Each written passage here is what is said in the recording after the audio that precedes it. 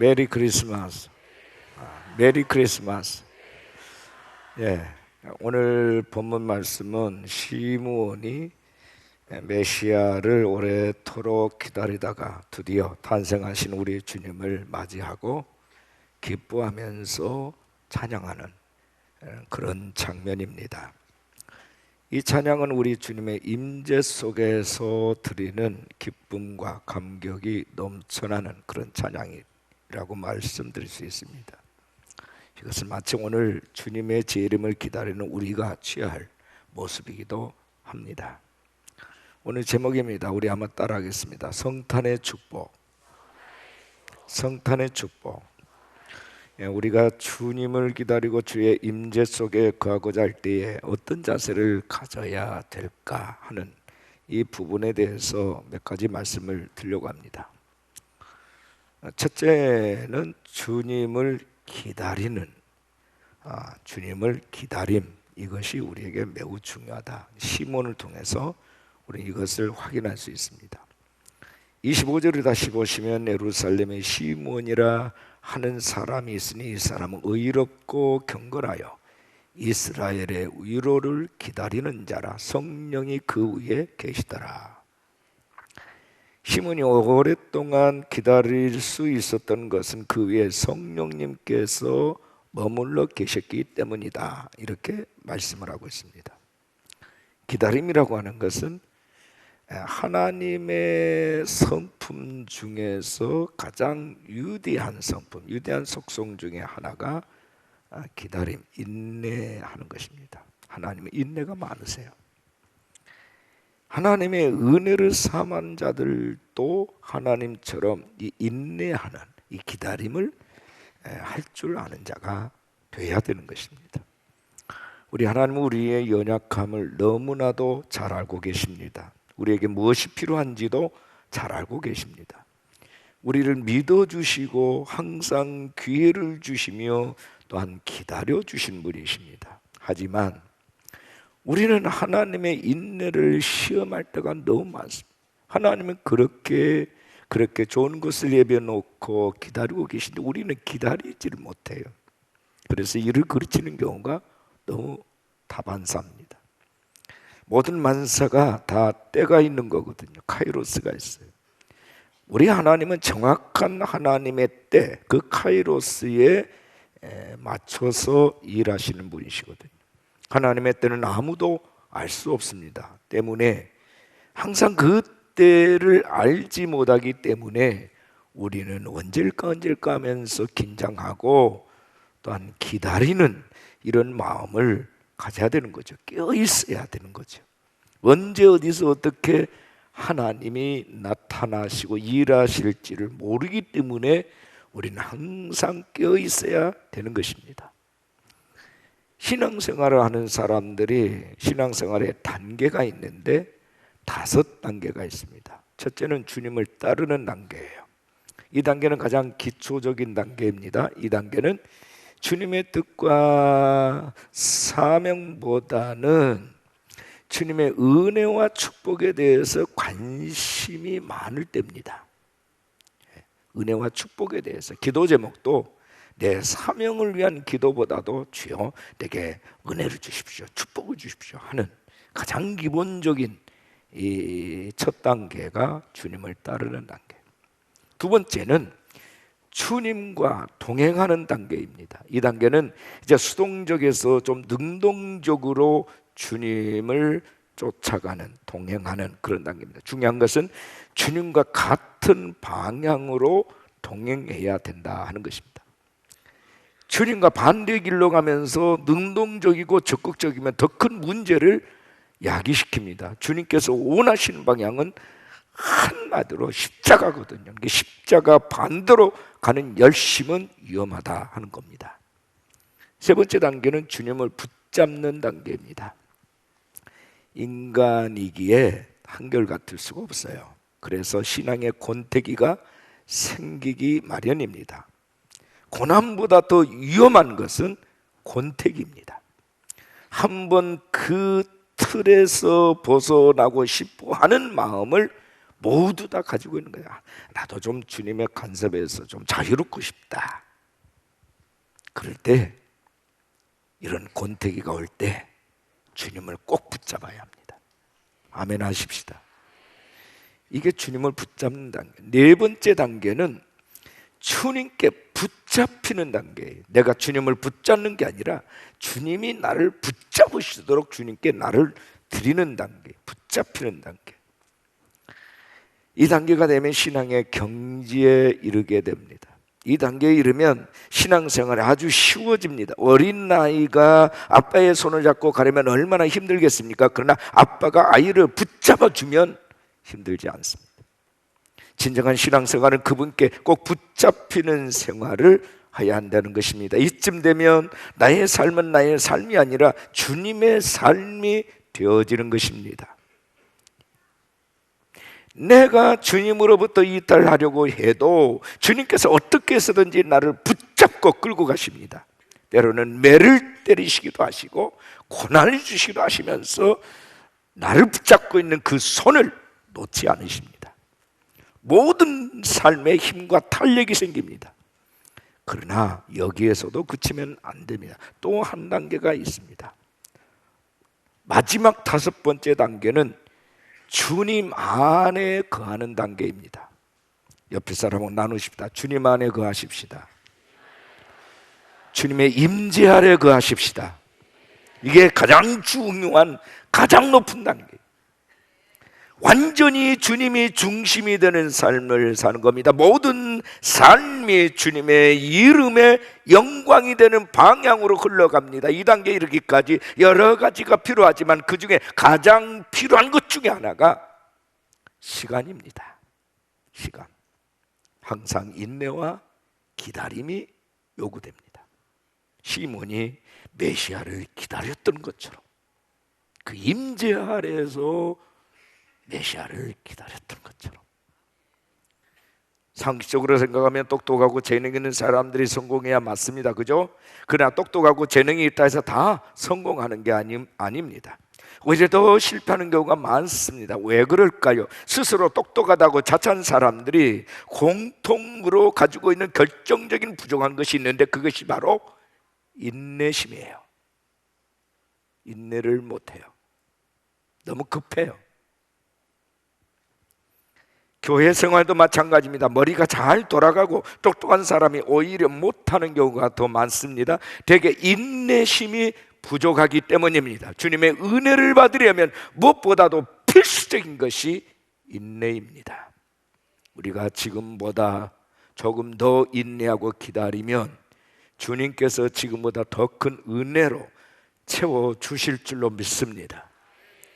사도행전 1장 4절에 사도와 함께 모이사 그들에게 분부하여 이르시되 예루살렘을 떠나지 말고 내게서 들은 바 아버지께서 약속하신 것을 기다리라. 따라합시다. 아버지께서 약속하신 것, 약속하신 성령을 기다리라. 이것이 예수님의 최후의 분부였습니다. 사도행전 2장에 넘어가서 보면 1절을 이렇게 되어 있습니다. 오순절날이 이미 이름에, 임이란 말 꽉 차매 그 말이에요. 그들이 다 같이 한 곳에 모였더니 호련히 하늘로부터 급하고 강한 바람 같은 소리가 있어 그들이 앉은 온 집에 가득하며 마치 불의 혀처럼 갈라지는 것들이 그들에게 보여 각 사람 위에 하나씩 임하여 있더니 그들이 다 성령의 충만을 받고 성령이 말하게 하심을 따라 다른 언어들로 말하기를 시작하니라. 오순절날이 이미 하나님은 오순절날에 성령을 주시기로 계획하셨어요. 그런데 이 땅에 있는 사람들은 알 수가 없었어요. 그러나 약속하신 것을 기다리라 하는 말씀 부여잡고 그들은 예루살렘에서 모여서 기다렸더니 때가 되매, 오순절이라는 때가 되매 하나님이 정하시는 그날이 참에 거기 있는 모든 사람들이 다 성령의 충만함을 받았다. 믿으시면 아멘 하십시다. 열애 없이 다 받았어요. 어떤 사람인가요? 약속의 말씀을 붙들고 모여서 기도하면서 기다리는 사람들입니다. 기다리는 사람들이. 기다리지 못한 사람들은 받을 수가 없었어요.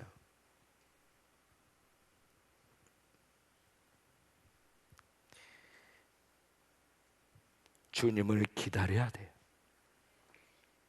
이게 바른 영성이에요. 두 번째는 사모함이에요. 사모함. 본문 26절에 다시 보세요. 그가 주의 그리스도를 보기 전에는 죽지 아니하리라 하는 성령의 지시를 받았다. 성령께서 시므온에게 네가 메시아가 이제 오는데 메시아를 보기 전에 너는 죽지 않는다. 그러니까 이 늙은 시므온이 그렇게 사모하면서 기다린 거예요. 어제나 오늘이나 내일이나. 그리고 성령께서 말씀하신 대로 드디어 생전에 그는 주의 얼굴을 배우는 축복을 받았어요. 성령으로부터 너는 주님을 보기 전에 죽지 않는다는 응답을 이미 받았습니다. 얼마나 사모하며 간절히 기도했으면 이런 응답을 주셨을까? 주님을 사모하는 자세가 적어도 이 정도는 돼야 되는 것 아니겠습니까? 시므온은 구약의 희미한 불빛을 받고서도 그렇게 오래도록 기다렸습니다. 그러나 우리는 뚜렷한 빛을 받은 신약의 성도들입니다. 그렇다면 주님을 시므온보다 더 사모해야 되지 않겠습니까? 우리에게는 정말 주님을 향한 뜨거운 열정이 있는가? 스스로에 대해서 이 질문을 해야 합니다. 나는 죽기 전에 주님을 꼭 보리라, 주님을 체험하리라. 근데 여러분, 주님의 얼굴을 구하는 것보다 더 중요한 게 있어요. 그것은 주님의 마음을 헤아리는 거예요. 우리가 주님을 간절히 사모하는 마음을 가져야 되는 이유는 주님의 은혜를 얻고 주의 우유를 받기 위해서도 필요하지만 주님의 마음을 헤아리고 그 사랑을 실천하는 데 더 큰 목적이 있기 때문입니다. 우리는 주님의 축복만을 구할 것이 아니라 주의 얼굴을 구하고 주의 마음을 헤아리는 자세를 가져야 되는 거죠. 신앙과 사회생활에서 승리하려면 인간적인 계산 속이 없어야 돼요. 오직 주님께로부터 오는 그거, 가장 순수한 그것을 사모해야 됩니다. 주님, 나는 때가 너무 많이 묻었습니다. 때 묻지 아니하는 주님의 순수한 그것을 보기를 원합니다. 갖기를 원합니다. 이게 사모함이에요.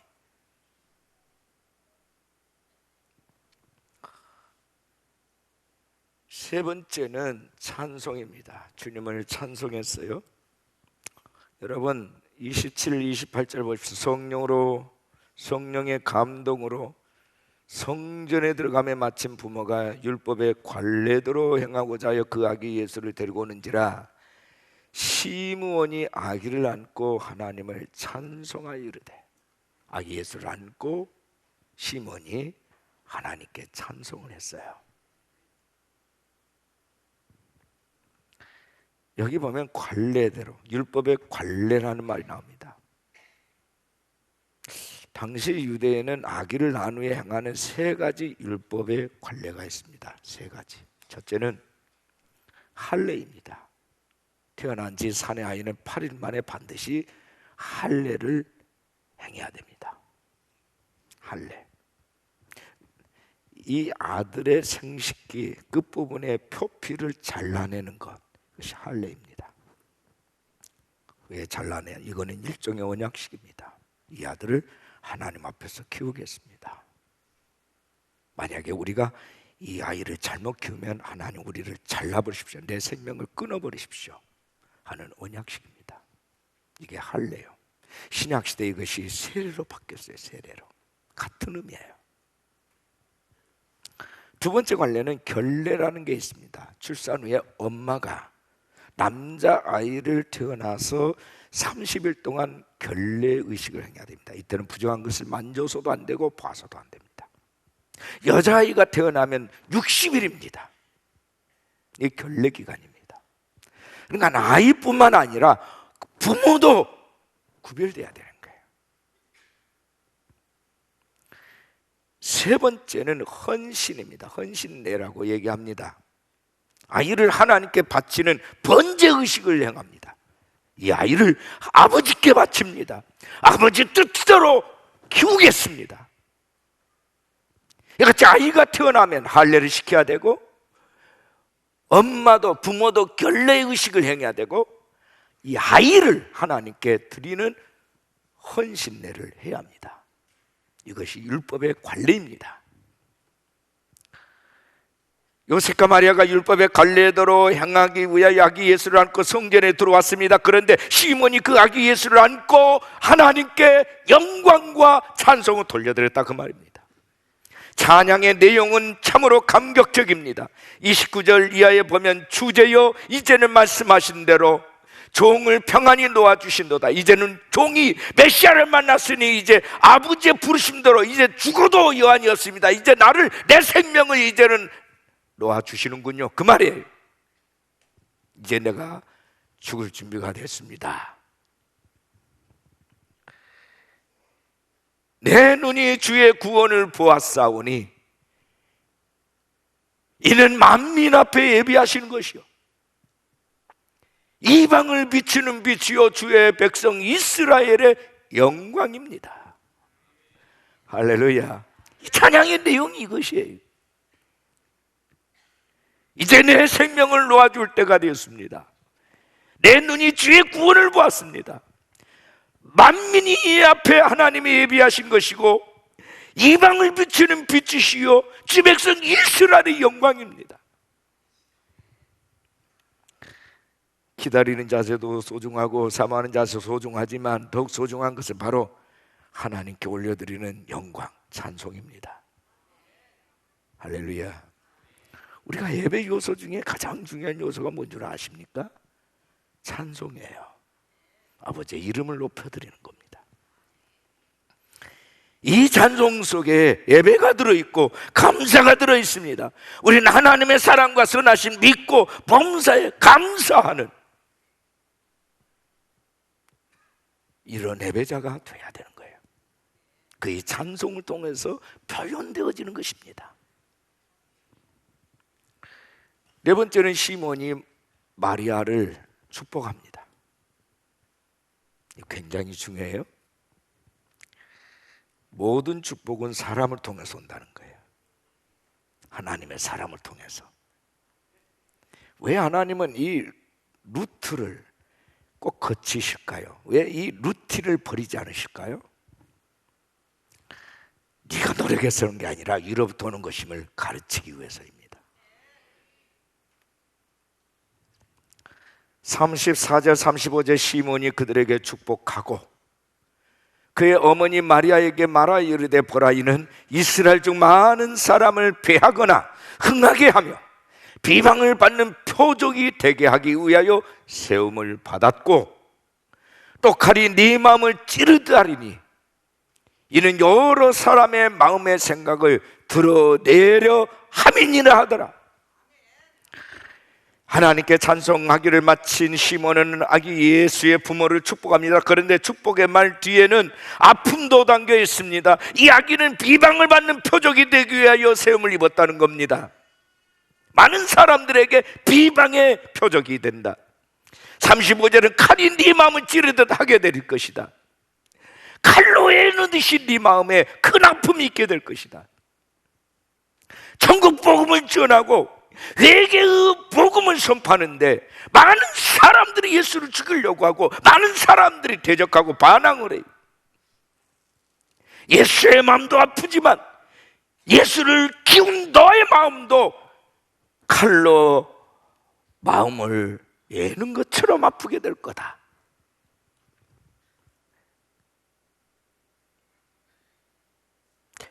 이 시몬의 축복의 내용을 보면 삶의 과정에 많은 아픔이 있다는 거지요.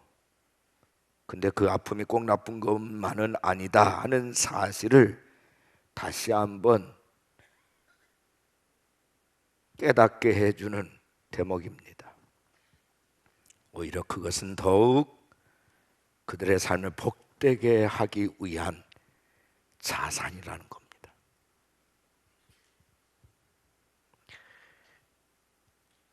우리 사람들에게 중요한 여러 가지 자산이 있지만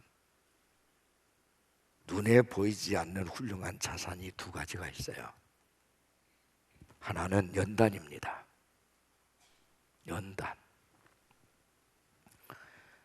여러분, 이런 말 있잖아요. 젊어서 고생은 사서도 한다. 신앙인의 용어로 쉽게 설명을 드리면 돈을 주고서라도 십자가의 고난을 사라, 그 말이에요.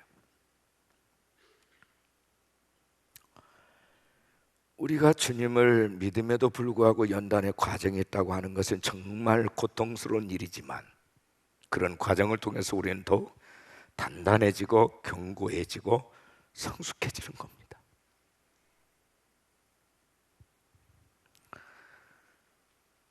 두 번째 자산은 희망이라는 거예요. 희망. 미래에 대한 희망이 있으므로 오늘의 어려움을 견딜 수 있는 겁니다. 우리가 주님을 믿음으로 희망이 있다고 하는 것은 정말 우리에게 소중한 자산이에요. 아무리 어려워도 분명히 길은 있습니다. 어려운 과정을 믿음으로 잘 통과하면 반드시 복된 세계가 펼쳐지게 되는 줄로 믿습니다.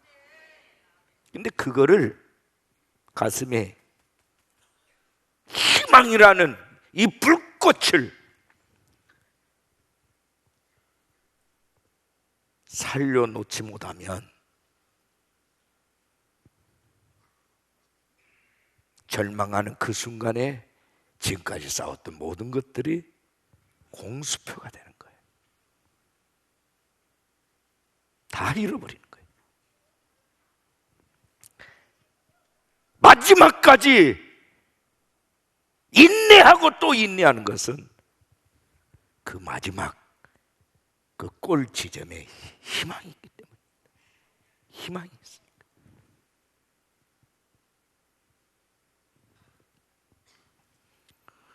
여러분, 성탄절이 주는 가장 큰 의미가 뭡니까? 우리에게 희망이 있다는 겁니다. 우리에게 하나님의 나라가 있어요. 하나님 나라 유업이 있습니다. 하나님 나라의 면류관이 있어요. 하나님 나라의 축복이 있습니다. 여러분들이 교회를 섬기고 십자가를 지고 소명의 길을 가는 동안 많은 아픔이 있을 것이에요. 마리아가 예수를 잉태하는 그 순간부터 많은 사람들의 따가운 눈초리를, 그 시선들을 다 견뎌내야 했고,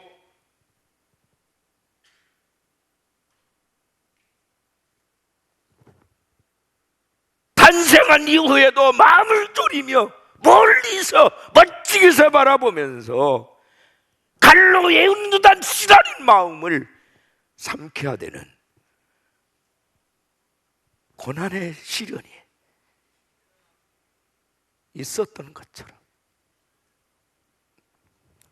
사람마다 각각의 차이는 있겠지만 아버지의 소명을 받은 모든 사람에게는 사람을 통해서든 환경을 통해서든 사건 사고를 통해서든 많은 아픔이 있어요. 그것을 돌파하지 못하면 그 사람이 희망의 끝이 없는 거예요.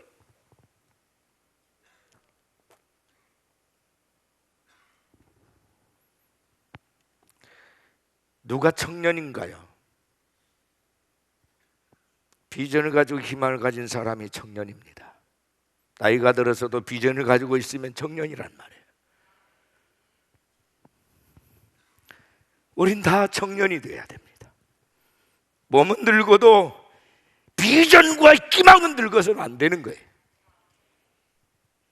대한민국의 끝은 아무리 하나님이 꿈의 계시를 통해서 대한민국 망한다는 말씀을 하셨을지라도 이 나라는 소망이 있다, 그렇게 말해야 되는 게 그게 선지자예요.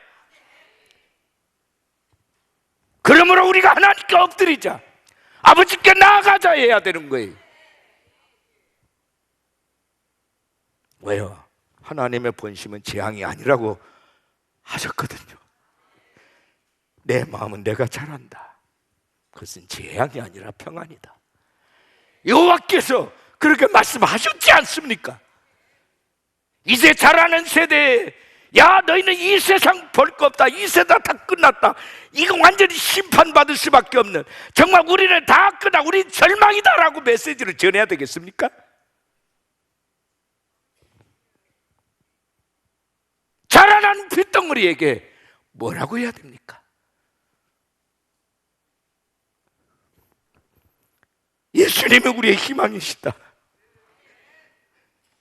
그래야 되는 거 아니에요?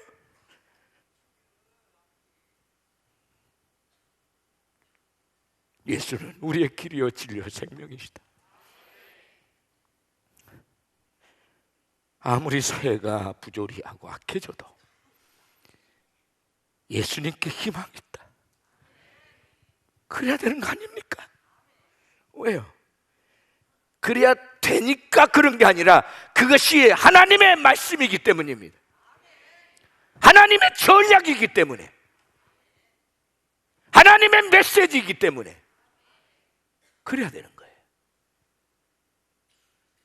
그래서 성탄절은 해마다 우리에게 기쁜 소식이 되는 겁니다.